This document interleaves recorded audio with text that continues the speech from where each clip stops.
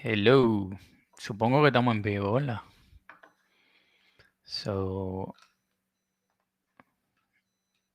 Ok. Nada, señores. ¿Qué tal? Bienvenidos.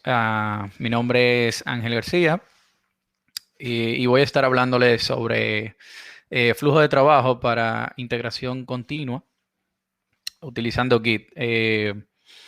Para los que no me conocen, yo soy coorganizador de la comunidad de .NET Dominicana, Microsoft MVP, y ahora mismo soy Engineering Team Lead en Transperfect y vivo acá en Barcelona, España. Entonces, nada, vamos a ver de qué vamos a estar hablando. Primero, vamos a como que establecer las bases de por qué necesitamos definir un workflow antes de empezar a trabajar en nuestro producto o desarrollo. Entonces, vamos luego a ir viendo los dos flujos de trabajo más usados, más comunes cuando se trabaja en equipo, que son Git Flow y Trunk-Based Development. Luego vamos a ver así como que a modo, solo por mencionarlos, otros flujos que son derivados de Trunk-Based Development, como son GitHub Flow y Release Flow, utilizado por Microsoft. Ok, ¿por qué necesito un workflow? Ustedes saben que trabajar en equipo puede llegar a ser algo un poquito tedioso si no hay un flujo definido para realizar nuevos features, hacer reviews, prueba a esos nuevos features, preparar releases que se van agregando a un proyecto, o más bien, o también prevenir que nuevos bugs lleguen a producción, como Ultimate Goal. Una de las tareas más comunes en el equipo de desarrollo, antes de tú empezar a tirar código, es la definición de un workflow. En pocas palabras, cuando hablamos de workflow nos referimos a la gestión de cambios. O sea, no existe una solución universal que aplique para todas las necesidades de los diferentes equipos. Más, sin embargo, podríamos llegar a la definición de un buen flujo si nos basamos en los procesos, herramientas y la gente que trabaja en el producto que estamos desarrollando. En fin, eso, la definición de nuestro workflow es un tema de cultura de equipos. Una parte clave para entender de lo que vamos a hablar es el concepto de branching. Casi todos los sistemas de control de versiones tienen algún tipo de soporte para hacer bifurcación, que no es más que desviarse de la línea principal de desarrollo y continuar trabajando sin molestar con esa línea principal. Básicamente eso representa el core del desarrollo de software en paralelo. Otro concepto que deberíamos tener claro es el concepto de integración continua, que es una práctica de software que requiere que los desarrolladores integren código en un repositorio compartido de manera constante. Lo más ideal sería varias veces al día. Luego, en cada commit, en cada check-in, se verifica mediante una compilación automatizada que ese código que se está integrando no rompe con lo que ya va en la línea de producción. Y esto permite a los equipos detectar problemas con anticipación. Vamos a empezar hablando de Gitflow, que es el más conocido. Si tú no sabes o no has estudiado flujo de trabajo, no has probado diferentes maneras de hacer la cosa, seguramente que estás usando Gitflow en tu actual trabajo, en el proyecto. Es una de las estrategias de branching más robustas y usada por las organizaciones, que se basa en el long-lived branches, en ramas de larga duración, que se utilizan para desarrollar nuevos features de manera simultánea. Y además nos provee de métodos para manejar releases e incluso hotfixes que se encuentren en producción. Entonces, en Gitflow tenemos básicamente dos ramas. La rama de master o main y la rama de develop. Esas son como las dos ramas principales en el flujo en este flujo de trabajo. La rama de master, esta que está aquí en un azul claro, refleja la versión production ready más reciente del software. Y la rama de develop, que es esta morada que ven aquí abajo, refleja el último desarrollo listo para nuestro próximo release. Pero Gitflow, además de estas dos ramas, para soportar el trabajo en paralelo y la preparación de releases y features, también maneja branches para estas tareas específicas. Por ejemplo, tenemos feature branches, tenemos release branches y hotfixes branches. Vamos a ver cada una en detalle y cómo se empieza a trabajar, por ejemplo, un feature, cómo se empieza una release y cómo se aplica un hotfix siguiendo Gitflow, ¿no? Aquí en las feature branches, básicamente hacemos branching de la rama de develop. Supongamos, estas bolitas verdes representan diferentes features. Vamos a poner desarrollador 1, desarrollador 2, trabajando en el feature A y B de la aplicación. Estas ramas a veces también se llaman topic branches. Son usados para desarrollar nuevas funcionalidades para un futuro release, ya sea corto o largo plazo. Entonces, bifurcamos de develop y empezamos a trabajar en nuestros features. Cuando ven que las bolitas están así de manera horizontal, una bolita, otra bolita, esto representa un commit en esta misma rama. Entonces, parto de develop, creo una rama, normalmente asociada, el nombre de esa rama tiene alguna asociación a alguna historia de usuario o feature, dependiendo de la metodología que se lleve en el producto. Y ahí el desarrollador hace commits hasta que ya está listo. Y lo que se hace es un pull request para poner esa rama de nuevo en la línea de desarrollo y compartirla ya con el resto de developers. Entonces, esto aquí ocurre, o sea, en la mejor forma debería ocurrir a través de un pull request, dependiendo de las políticas que tenga tu branching strategy. Entonces, esto es como que lo más común, el trabajo del día a día del developer. Ahora bien, tenemos las release branches que son usadas para separar versiones que van a ser puestas en producción. La usamos también en Gitflow para corregir algún minor bug que se encuentre al momento de que partimos de esa rama. Y también para preparar cierta metadata del release, por ejemplo, el número de la versión. Entonces, si se fijan aquí, volvemos a la rama de develop y partimos cuando ya hay suficientes features. Vamos a suponer, el release 1.0 incluye el feature A, que sería este, y el feature B, que sería este. Puede ser cualquiera de todos. Entonces, en algún momento, esta línea de aquí converge en develop, al igual que esta, que ya se mezcló. Y cuando ya tenemos suficientes features ya completados e integrados, en ese momento entonces creamos la rama del release partiendo de develop.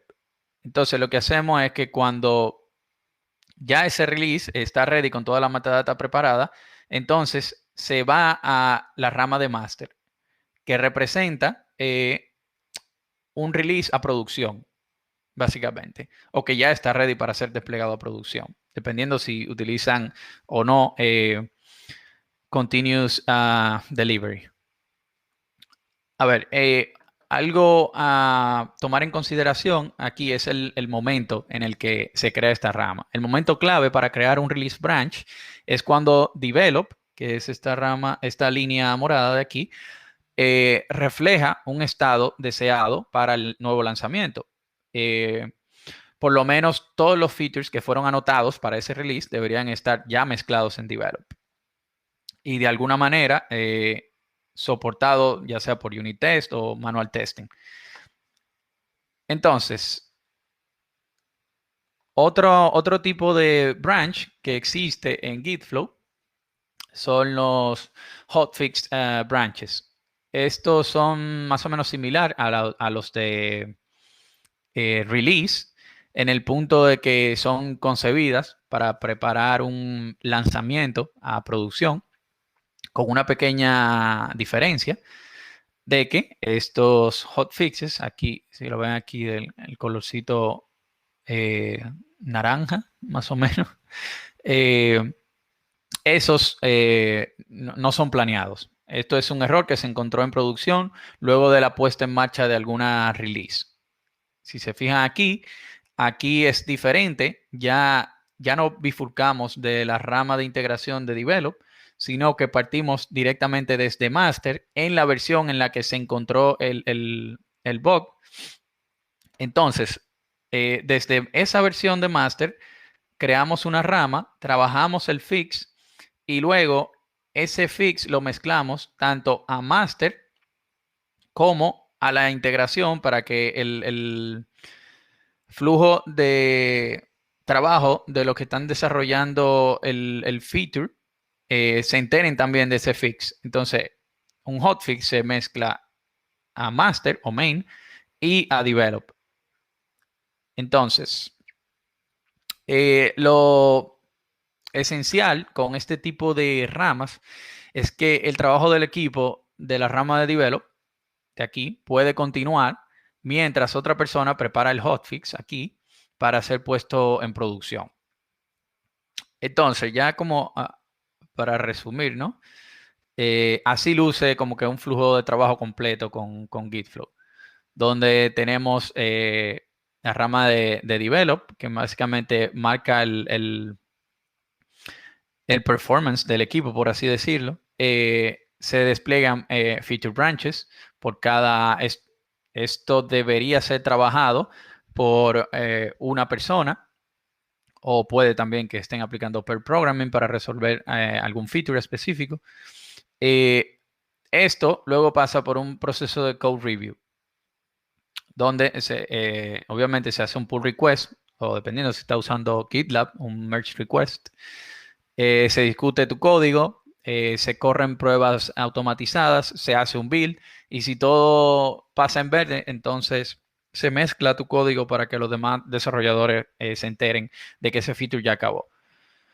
Entonces, una vez tengan los features que se quieren para una release específica, se crea una rama de release. Normalmente el nombre que se le pone a esta rama es el número de la versión de release, o dependen como estén manejando los releases, si le ponen algún codename, también se puede llamar así. Y luego, dentro de esta misma release, se va iterando, por ejemplo, corregir un fix o algo así, y si ocurre o si no ocurre también algo aquí en el release, normalmente se mezcla de vuelta a la rama de integración. Esto es una práctica para que básicamente no se te olvide introducir cambios que posiblemente hiciste aquí. Porque, por ejemplo, puede ser que, como en este caso de aquí, en esta versión que se va a liberar al release, fíjense que va directamente a main. O sea, esto se despliega sin más y no vuelve aquí a la rama de develop. ¿Por qué? Porque aquí no se hizo ningún cambio. O sea, así como estaba la rama de develop, estaba todo bien. Este release branch puede que sea el trigger de algún proceso que publique esa versión en algún ambiente de aceptación del usuario o de QA o de preproducción, staging, como le llaman en tu equipo. y todo pasó bien, no se necesita modificar nada, entonces ese es el código que va a la rama de master de producción.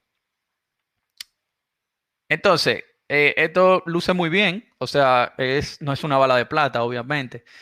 Funciona para la mayoría de proyectos, eh, pero introduce también problemas. Entonces, vamos a hablar de los problemas que tenemos con GitFlow. En mi experiencia personal, los features que se trabajan usando GitFlow normalmente toman mucho tiempo para regresar a la rama de integración.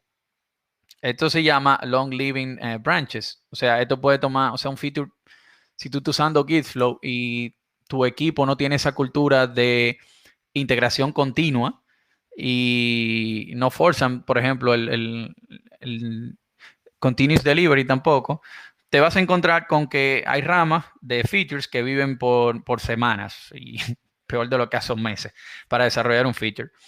En el momento en que tú quieras hacer voy atrás.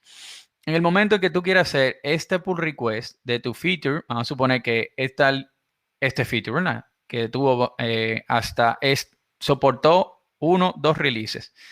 Y entre este release y este release pasó, no sé, 2 semanas. Cuando este feature ve que el desarrollador tomó 2 semanas, 3 semanas en terminar, se quiere mezclar aquí en la línea de integración, es muy probable de que tenga conflictos. Entonces, a eso le llaman el merge hell, famoso merge hell. Y es casi inevitable el merge hell cuando trabajas con GitFlow.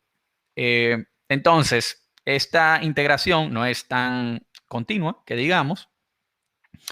Y si estás empezando con algún producto, algún proyecto, eh, GitFlow no es como que lo más conveniente, porque de seguro, a lo mejor, lo más probable, es que quieras crear un MVP de manera rápida para pivotear tu producto. Entonces, esto introduce como que un overhead, o sea, crear todo esto cuando, por ejemplo, imagínate que dos desarrolladores estén encargados de trabajar en el MVP o un solo. O sea, ya esto no, carece de sentido totalmente. Esto es un overkill para, por ejemplo, si tiene que sacar una versión, un MVP, una POC de algún producto, ¿no? Entonces, yo voy a hacer símil aquí con, no sé cuánto han visto la serie de Flash. Eh, Cuando tú estás empezando con un producto o tú tienes un equipo de desarrollo pequeño, no sé, 2 o 3 desarrolladores, GitFlow parece lo que hace Barry Allen en cada temporada. Él ve como que todo va muy bien y de repente jode la línea temporal. Si se fijan, esto es el timeline de la serie de Flash. Se parece a algo que ya vimos aquí en esta presentación, ¿no? Se parece a esto. Entonces, sí, puede ser algo como que un poco complejo. Agrega complejidad a tu proyecto, sobre todo si buscas tener un continuous everything. Entonces, hay otra estrategia, ¿no? Que busca resolver este problema y es el trunk-based development. Entonces, en el trunk-based development, eh, primero, ¿qué es? Es un modelo un modelo de branching donde los desarrolladores colaboran en el código en una única rama, master, main o el trunk. Obviamente no se va a llamar trunk, seguro se llama master o main, pero esto representa el trunk. Eh, entonces, los desarrolladores colaboran en el código en una única rama. Esto resiste cualquier presión para crear otras ramas de desarrollo de larga duración. O sea, la única rama de larga duración es esta, la que mantiene toda la línea de desarrollo. Eh, por lo tanto, esto evita el merge hell porque estamos constantemente integrando el código a una única rama.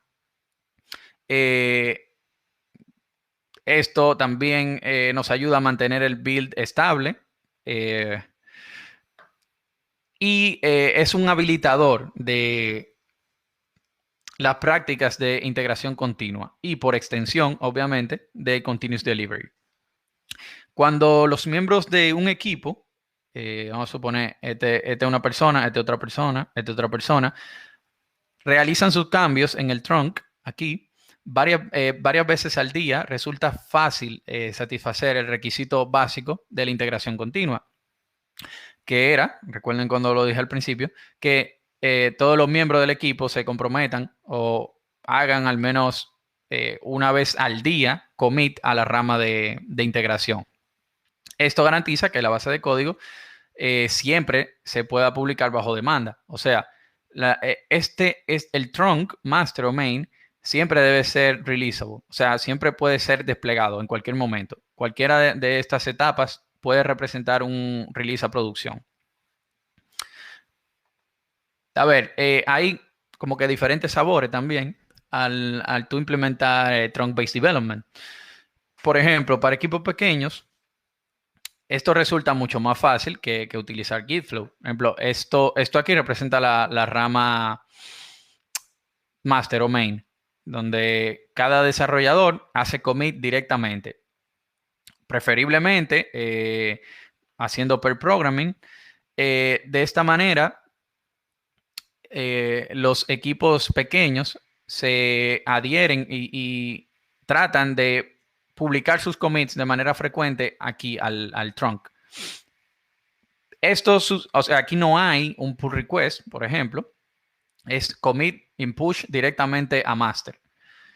Pero, ¿cómo se asegura el desarrollador de que su commit no va a romper el build o algo? Normalmente tú tienes pre-integration builds que compilan, corren unit test y test de integración en la máquina del desarrollador antes de que el commit se integre a la rama final. Esto utilizando Git hooks, por ejemplo, para evitar de que rompas el build antes de siquiera hacer commit a la rama principal. Entonces, ¿qué pasa? También dependiendo de la cadencia de releases de los equipos, pueden haber ramas para estos releases, que son esta grises que ven aquí y esta grises que ven aquí. Estas ramas se cortan del trunk, acá del tronco, justo antes de un release, sin que eso sea como que una actividad de equipo, una ceremonia, algo así. Y luego estas ramas se eliminan en algún momento después del lanzamiento de esa versión. Entonces, una diferencia clave aquí entre los releases de Trunk-Based Development versus los releases que tenemos en Gitflow es que una vez creada la rama de release, no se toca, básicamente. No se hacen commit a las ramas de releases. Luego podemos ver cómo, por ejemplo, si se encuentra algún fallo en ese release, lo que se hace es partir de el momento en el que en el trunk se generó ese release, corregir el bug en el trunk acá y luego hacer otra versión con ese bug fix. Entonces, el otro sabor que tenemos para Trunk-Based Development es el Trunk-Based Development escalado. Se utiliza cuando ya tú tienes un equipo grande de, no sé, 5 o 6 developers trabajando sobre una misma base de código. Ya utiliza algo como esto, de hacer commit directamente a la rama de integración que representa básicamente tu production ready version. Es un poco complicado cuando hay muchos developers. Entonces ya aquí se utilizan short-lived feature branches, no como Gitflow, porque estas ramas de release, de features, están concebidas para ser mezcladas en un día, por ejemplo, o 2 días como mucho. Entonces, una persona, cuando termina su trabajo, en vez de hacer commit directamente en push a la rama de integración y correr los pre-builds y scripts en su máquina local, lo que hacen es que abren un pull request donde se hace el code review, se corre el build, se hacen test de integración, lo que sea. O sea, dependiendo, claro, el nivel de madurez que tenga tu proceso de integración continua, puedes tener desde solamente hacer build hasta correr pruebas de integración y de performance y hasta de seguridad. Le voy a mostrar ahora un diagrama de lo que sería más o menos un proceso de CI en un ambiente no utópico, pero donde hay equipos de alto performance trabajando y no hay tiempo como para hacer tantas cosas manuales. Entonces, la diferencia es que, como le decía, estos son short-lived branches. Una vez se mezclan, ya pasa lo mismo que teníamos en el otro flavor, en el small teams. Hace la rama de release, de nuevo, no se toca la rama de release. Si hay algún error, se corrige en el trunk y se hace otro release. Esto lo que eh, forza, ¿no? en el equipo es que exista, además de integración continua, exista eh, una especie de continuous delivery para poder tener estos releases justo a tiempo en el que se necesitan. No esperar que termine el sprint o cada mes o no sé. Justamente cuando se van acabando el desarrollo, se van publicando las cosas. De hecho, se podría incluso publicar algún feature sin estar acabado con la ayuda de prácticas como feature flags que vienen como que dentro de los prerequisitos, ¿no? Para utilizar trunk-based development en escala es utilizar feature flags. Por ejemplo, yo como desarrollador A estoy trabajando en un feature que se supone que me iba a tardar solamente un día para yo no quedarme atrás y romper con el objetivo de la integración continua, yo podría tener ese feature, entre comillas, incompleto, apagado con esos feature flags. Eso lo pueden anotar por ahí para buscarlo. Básicamente un if en tu código que puede ser controlado por algún sistema de manera remota que lo prende y lo apaga. Eso también nos ayuda a que antes de yo crear ese branch de corta duración, exista una especie de eh, conversación, ¿no? En el equipo de desarrollo sobre cómo se va a desarrollar ese feature y todo el proceso aquí va en comunicación. No es como que yo no sé qué está haciendo el otro o no sé cómo va el proceso de desarrollo de mi producto, porque este tipo de workflow obliga a que todo el equipo esté integrado casi de manera simultánea en lo que está haciendo cada uno. Entonces, vamos a ver cómo sería este proceso de pull request y code review en un ambiente ideal. En un ambiente ideal, cuando tú abres un pull request a la rama de integración, corre un build, ¿no? Ese build, luego de que pasa, ok, tu código no rompe el build, se corren unit test que residen en tu código. Luego, se crean lo que son short-lived environments para levantar la infraestructura necesaria para correr test de integración o de UI, depende de lo que se esté trabajando. En el caso de backend, tendrías test de integración. En el caso de frontend o una aplicación móvil, tendrías un UI test. De manera opcional, ya esto como que sería, sí, algo súper, súper cool, tener load and security test también dentro de este short-lived environment.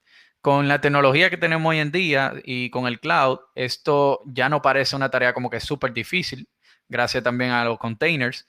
Tú puedes tener toda tu dependencia de infraestructura containerizada, simplemente subir los containers en un ambiente específico, correr tus pruebas y eliminar esas dependencias del ambiente que crea y destruye esa infraestructura en cada pull request.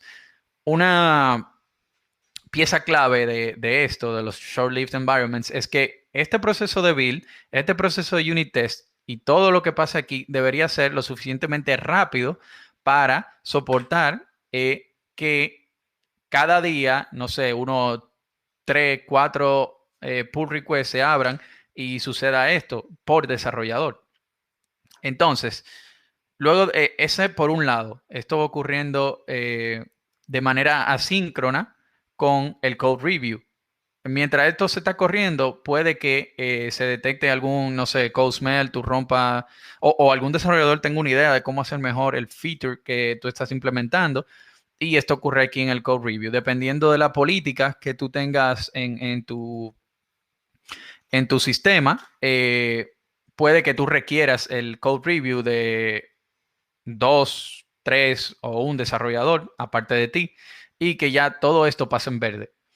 O quizá con una cierta cantidad de coverage, ¿no? Quizá, no sé, te dejo pasar si el 80% de los tests hay, dependiendo, claro, por eso le decía que el mejor workflow depende de la cultura del equipo. Hay equipos que quizá en el test de seguridad, por ejemplo, si pasa a un 80%, es algo que ellos pueden aceptar y corregir en un próximo release.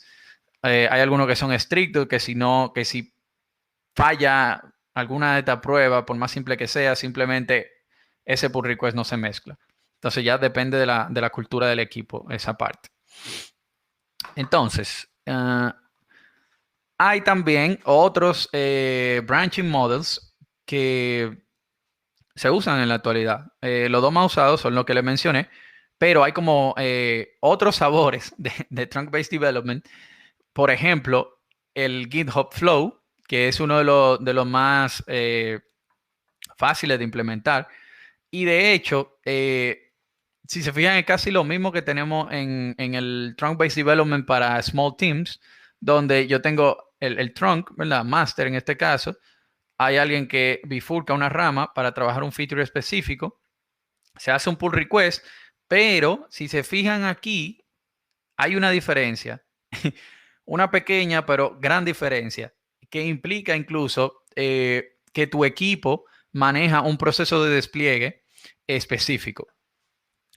Aquí, si se fijan en Git Flow y en Trunk-Based Development, quien marca el release básicamente es alguna rama de release o algún trigger de master. Aquí, cuando se termina el pull request y todo está revisado, todo está verde, se hace el release desde el branch. Entonces, este branch se prueba en producción y si todo va bien, entonces mezclamos ese branch hacia la línea de master para que quede un registro y en el futuro se pueda volver a ese punto en el tiempo. Entonces, ¿qué implica esto? De que si esto falla, yo debo tener algún proceso de rollback inmediato porque yo estoy introduciendo directamente un feature a producción. Entonces, eso implica que tú manejas un proceso de Blue and Green Deployment. Si este release que yo puse en producción, y sí, suena raro, para probarlo en producción, falló, yo tengo que hacer un rollback. Y la manera como que más... mm, la mejor manera de manejar esto es haciendo Blue and Green Deployment. Hay muchas herramientas ya que te facilitan la vida con eso. No quería mencionar tecnología específica, pero no sé, por ejemplo, en Azure tú tienes los App Services, tú tienes slots. Quizá tú tengas un slot aquí en el slot principal es producción y tú tienes un slot secundario que es la rama de release que va a salir cuando ya se discute ese pull request y entre a hacer producción como tal. Entonces tú lo que haces es swap del blue al green. Si falla algo en ese nuevo green, tú lo devuelves al blue de manera, o sea, con un clic básicamente o automatizado en tu pipeline. Pero ya eso del despliegue no forma parte de lo que estamos hablando. Aquí estamos con la parte de integración. Entonces, hay otra que es usada por Microsoft, precisamente en el equipo de Azure DevOps. Ese flujo de trabajo se llama Release Flow. Es básicamente el mismo Trunk-Based Development, pero cuando ellos están listos para lanzar una versión, lo hacen por sprints y le llaman milestones. Entonces, ya sea el sprint o alguna actualización importante, ellos comienzan una nueva rama de release partiendo de main o el trunk, y estas ramas de release nunca se mezclan como que para atrás con el trunk, sino que se dejan ahí para ciertos soportes. Por ejemplo, imaginen que esta es la última versión de Azure DevOps que salió en el Sprint 130 de ellos. Si ocurre algo, luego de que ellos lanzaron esa producción, ellos lo que hacen es que esto normalmente lleva un tag aquí de que se hizo ese release. Ellos vuelven a ese tag, abren una rama de hotfix como Gitflow, pero ojo, aquí no hay una rama de desarrollo. Abren una rama de hotfix, mezclan esa rama al flujo principal a través de técnicas de cherry picking, por ejemplo. Hacen cherry pick de ese fix específico y lo ponen en el release que ya pasó. Hacen una especie de patch release ahí.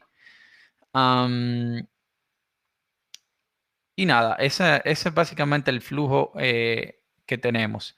Es el que usa Microsoft para su producto de Azure DevOps. Está súper bien documentado. De hecho, ellos tienen en su blog de Engineering cómo lo hacen, cómo lo trabajan. Y de hecho, ellos decidieron hacer estos como que long-lived branches para los releases. O sea, como que ellos no hacen continuous deployment. Microsoft no hace continuous deployment, ni hace continuous delivery tampoco. Ellos acumulan topics, como ellos lo llaman, los features o bug fixes, hasta que ya tienen un sprint. Y ya ellos lo corren por diferentes environments que ellos le llaman como que anillos, diferentes environments, producción, preproducción, staging, y no sé cuánto más tengan. Y al final basan su confianza, ¿no? en sus pruebas automatizadas para lanzar a producción. Entonces, ya para terminar, no sé, déjame moverme al backstage a ver si hay alguna pregunta. No, no hay ninguna pregunta. Excelente. La gente está durmiendo aquí. Nada, una conclusión como para llevarnos de esta charla es que no hay un workflow que funcione para todos los equipos, ni para todos los productos, ni para todas las modalidades de trabajo. Por ejemplo, si se fijan, la mayor parte de la charla, yo estaba como que atacando a Gitflow porque como que no me ayuda con la parte de integración continua. Pero esto puede funcionar. Por ejemplo, si yo estoy trabajando en un proyecto legacy, lo más, lo más prudente, si yo quiero agregar gente a ese equipo y empezar a definir un workflow, sería irme con algo como Gitflow. Tú o sea, un proyecto legacy que no tiene prueba unitaria, que el código no es testeable de ninguna manera, que no tiene prueba de integración automatizada, ni un build server, ni nada por el estilo. O sea, lo mejor sería tú irte con un flujo de trabajo como Gitflow, que a través de los diferentes branching strategies que plantea, tú puedes tener un mejor control de ese código, ya que no tiene la contraparte para hacer continuous integration.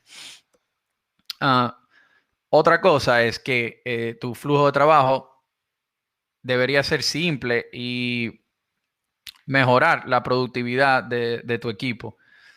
Si tú ves, o sea, si por ejemplo tú tienes un equipo de desarrollo que, no sé, el peor de los casos es que no usen un sistema de control de versiones y tú lo introduces, ¿no? Y te decide por alguna de estos flujos de trabajo y no te funciona, simplemente trata de hacer el switch temprano o evaluar cuál de estos te funciona. Y si no te funciona de manera estricta como está en el librito, tú puedes crear básicamente tu propia versión. Hay un flujo que no lo tengo aquí en la presentación, tampoco es tan famoso, pero por ejemplo la gente de GitLab hicieron su propio trunk-based development, donde lo que importa para ellos son los diferentes environments. Ellos tienen como que por cada environment tienen una rama diferente. Tienen master representa staging para ellos. Entonces ellos tienen una rama que se llama preproducción, otra que se llama UAT, por ejemplo, y otra que es producción.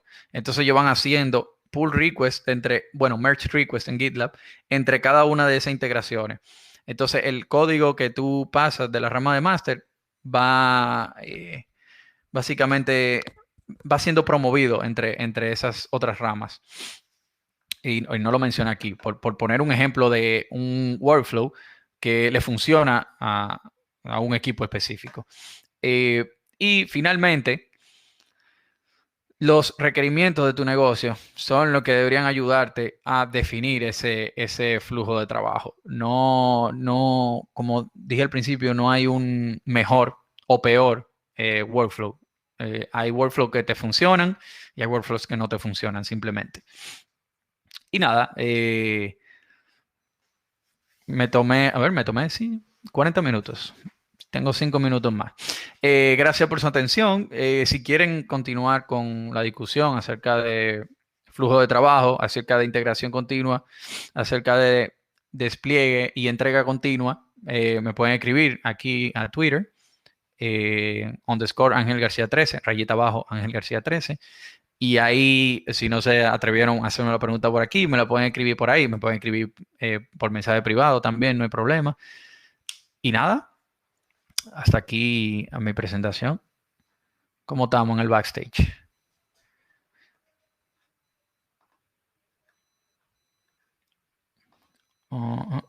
Mira, encontré una pregunta aquí en el Q&A. Pregunta Danger Gómez. Hey, Danger, ¿qué es lo que? Si existe, ¿cuál sería la desventaja de estos flows? Uy, si existe, no sé en qué momento me hiciste la pregunta. Oye, no entiendo el contexto tampoco. Si estás por ahí, puedes ser un poco más específico y escribir la pregunta completa. Danger Gómez. Bueno, hay algo, hay una rifa que tengo aquí a los participantes. Básicamente tenemos un curso de Udemy que es The Complete GitHub Actions and Workflows Guide. Así que no sé, Ivana o Lucy andan por ahí. ¿Cómo sería la dinámica para seleccionar el ganador? Yo hago la pregunta y alguien responde en el Q&A o en el stage. No las oigo a ninguna. Bueno, mientras tanto, Dayer volvió y aclaró la pregunta. Si tiene alguna desventaja al usar GitFlow. Bueno, sí, yo mencioné, déjame volver aquí a la presentación. Yo te mencioné aquí problemas de GitFlow. Básicamente, al tú tener ramas que viven por mucho tiempo, cuando tú vas a integrar ese código de nuevo a la rama principal de integración, siempre te vas a encontrar con conflictos. Y entonces eso rompe con el concepto de Continuous Integration. Recuerden, el título de la charla es Git Workflows para Continuous Integration. Tú puedes lograr Continuous Integration con GitFlow, pero tu equipo tiene que tener en mente que esos feature branches y release branches no deberían durar mucho tiempo vivo. Deberían ser short-lived environments, pero el flow como tal, la naturaleza, no te obliga a eso, como sí lo hace Trunk-Based Development. Y otra, no desventaja, pero no tendría sentido tú utilizar ese flujo de trabajo tan complejo.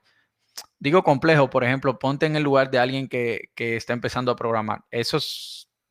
O sea, eso no se entiende. Eso es lo que le decía. Parece el desastre que hace Barry Allen en The Flash cuando rompe la línea del tiempo y quiere arreglarlo de nuevo.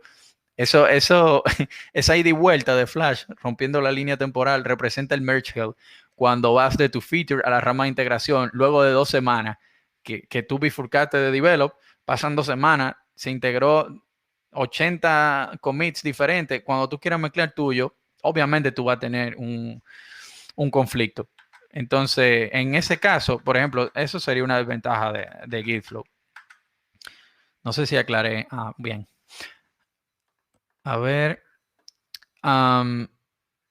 Bueno, voy a hacer una pregunta. Voy a invertir, de hecho, la respuesta que le di a Dayer, que sería, ¿en qué caso tendría sentido? Por ejemplo, díganme un tipo de desarrollo, algún flujo en un producto o algún caso de uso en el que sería bueno utilizar Gitflow.